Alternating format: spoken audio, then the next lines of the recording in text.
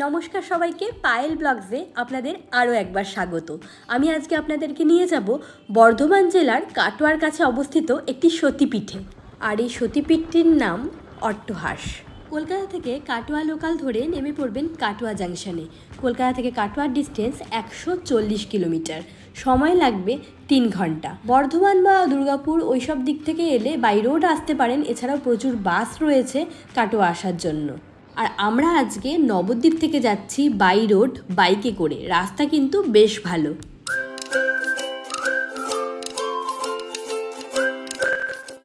ট্রেনে করে এলে কাটোয়া জাংশনে নেমে পড়বেন, আর সেখান থেকে অট্টহাস যাওয়ার জন্য পেয়ে যাবেন অনেক বাস।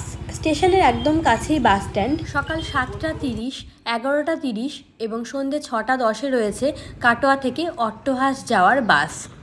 কাটোয়া থেকে কেতুগ্রাম ছাড়িয়ে আপনাদেরকে আরও এগিয়ে যেতে হবে অট্টহাসের উদ্দেশ্যে। ঈশানী নদীর তীরে গড়ে ওঠা এই অট্টহাস মন্দিরটি কিন্তু গ্রামের একদম ভেতরে। কাটোয়া থেকে অট্টহাসের distance approximately 23 kilometre. Main highway ছেড়ে আমরা এখন গ্রামের আঁকাবাঁকা রাস্তা ধরলাম।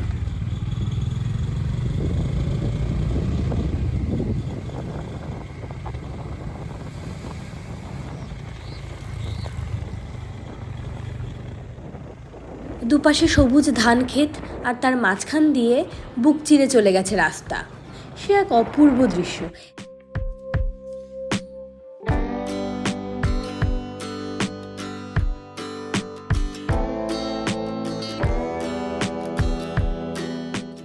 এইরকম রাস্তা দিয়ে আমরা বেশ খানিকক্ষণ চলার পর দূরে দেখতে পেলাম মন্দিরটি।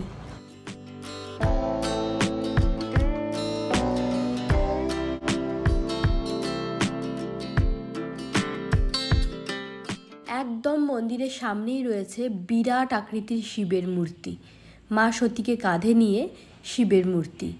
আর এটা হলো অট্টহাস মন্দিরের মেন গেট। এখানে ছোটোখাটো দোকানপাট রয়েছে টোটো। ফেরার সময় কারোর টোটোর প্রয়োজন হলে এখান থেকে পেয়ে যাবেন।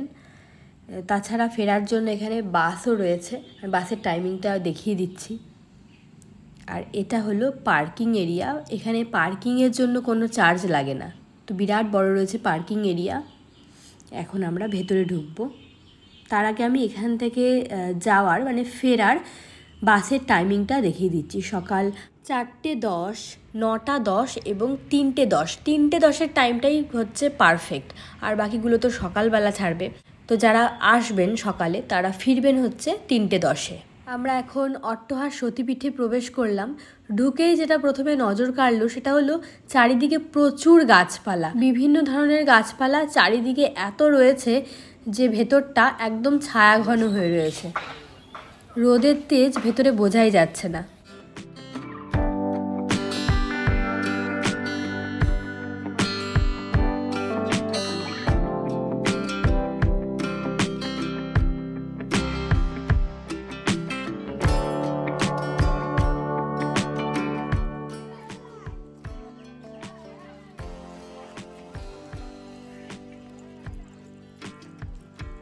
এখানে জুতো রেখে তারপরে ভেতরে যেতে হবে।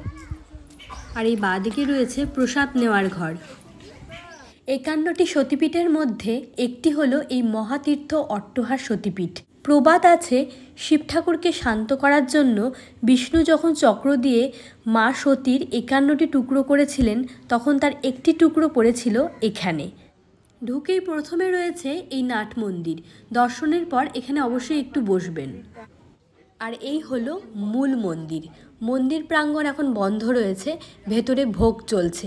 আসুন নাট মন্দিরটা একটু দেখে নেওয়া যাক। সতীর দেহত্যাগের সম্পূর্ণ কাহিনী এই নাট মন্দিরের মধ্যে বর্ণিত হয়েছে সুন্দরভাবে 3D স্কাল্পচারের মাধ্যমে। চারিদিকে দেয়াল জুড়ে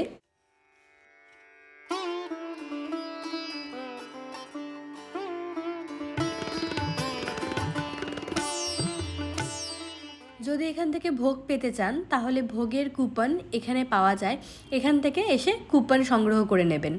আমার প্রসাদ পাওয়ার জন্য কুপন কেটে নিলাম, দুজনের 100 টাকা।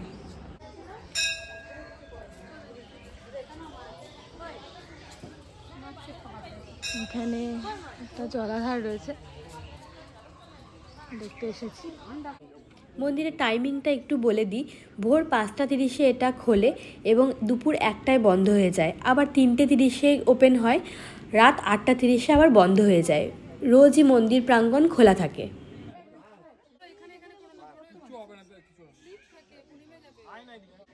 এই জলে দেখতে পাচ্ছি প্রচুর মাছ।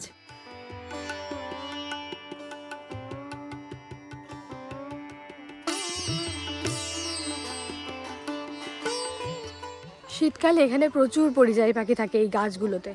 এখনও তাদের বাসা দেখা যাচ্ছে, কিন্তু এখন তো একটু গরম পড়ে গেছে, তো পরিযায়ী পাখি আর দেখা যাচ্ছে না। এই জলাধারটার চারপাশ দিয়ে এবং সার্কেল করে ঘোরার জায়গা রয়েছে। 51টা সতীপীঠের মধ্যে একটি হলো এটি, এই অট্টহাস মন্দির। এখানে মায়ের অধর পড়েছিল, অধর মানে ঠোঁট, তো সেই জন্য এই জায়গাটা সতীপীঠ মানা হয়। তো জায়গাটা কিন্তু বেশ সুন্দর, পুরো পাড়টা বাঁধানো।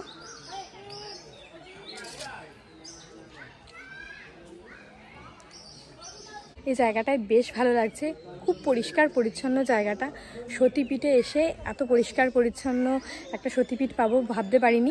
আমরা যখন ঢুকলাম তো মন্দিরের দরজা বন্ধ ছিল, ভেতরে ভোগ চলছিল।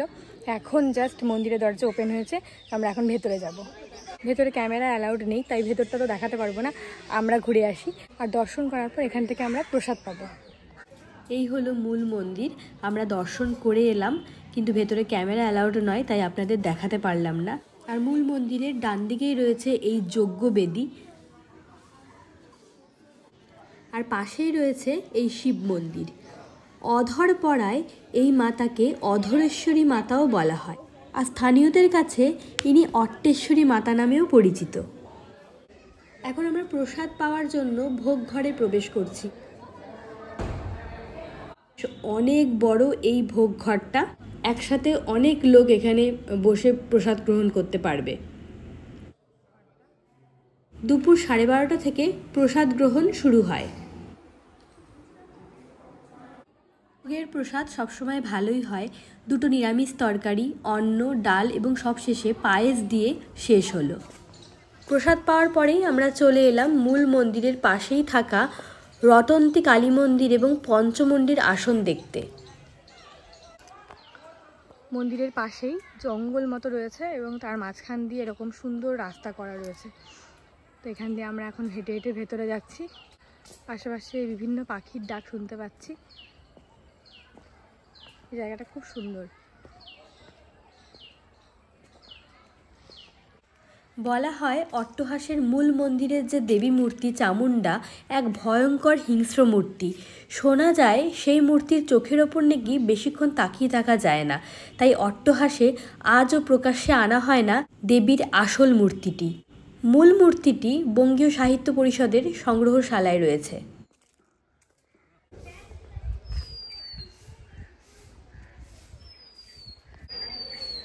শ্রী শ্রী রটন্তী কালী মাতার মন্দির।